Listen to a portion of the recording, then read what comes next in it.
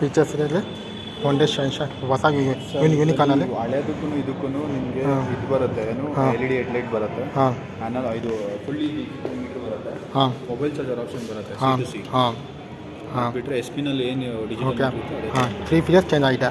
ಓಲ್ಡಲ್ಲಿ unlock ಬರ್ತೈತೆ ಯೂನಿಕಾನಲ್ಲಿ, ಈಗ ಚೈನಲ್ food ಇಷ್ಟ ಆಗ್ಬಿಟ್ಟಿದ್ದಾರೆ ಕಸ್ಟಮರ್ ಈಸಿ ಆಗಬೇಕಂತ. ಮತ್ತು LED USB ಚಾರ್ಜರ್ ಅಂದರೆ ಫುಲ್ ಮೊಬೈಲ್ ಚಾರ್ಜರು, ಈ ಮೊಬೈಲ್ ಹೊಡೆ ಹಾಕೋಬೇಕು ಕಸ್ಟಮರು.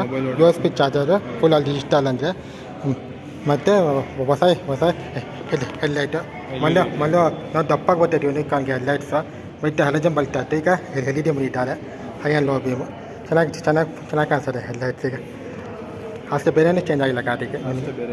ಓಲ್ಡ್ BS6 ಹೊಸ BS6 AC ಏನು ಡಿಫ್ರೆನ್ಸ್ ಇದೆ ಪ್ರೈಸಿಂಗ್ ಈಗ? ಇಂಜಿನ್ ಎಲ್ಲ ಒಂದೇ ಸರ್. ಹಾಂ ಪ್ರೈಸ್ ಎಷ್ಟಿದೆ ಈಗ? 157 ಇದೆ. ಹಾಂ ಬರೀ 3 ಫೀಚರ್ ಚೇಂಜ್ ಆಗಿದೆ ಅಷ್ಟೇ. ಒಂದೇ ಶೈನ್ SP ಏನು ಬರುತ್ತೆ ಡಿಫ್ರೆನ್ಸು? ಶೈನ್ SP ಅಲ್ಲಿ ಫುಲ್ ಡಿಜಿಟಲ್ ಬಂದಿದ್ದಾರೆ.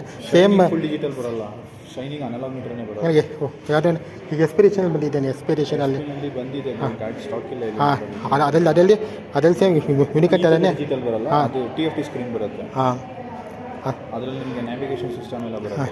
ಇದು ಬರೀ ನವೇಷನ್ ಇಲ್ಲ, ಇದಕ್ಕೆ ಬರಲ್ಲ, ನಾರ್ಮಲ್ ಇದ್ದ ಇದು ನಾರ್ಮಲ್ ಒಂದೊಂದು ಹಿಂಗಿತ್ತು. BS4 ಹಂಗೆ ಸೇಮ್ ಒಳ್ಳೆ 3 ಫೀಚರ್ ಚೇಂಜ್ ಮಾಡಿದ್ದಾರೆ ಅಷ್ಟೇ. ಟ್ಯಾಂಕ್ ಎಲ್ಲ ಸೇಮ್ ಲೀಟರ್ಸ್ ಬರುತ್ತೆ. ಹಾಂ ಬರೀ 3 ಫೀಚರ್ ಡಿಫ್ರೆನ್ಸು. ಇದು ಹೊಂಡಾ ಯೂನಿಕಾನ್ ಅಂದರೆ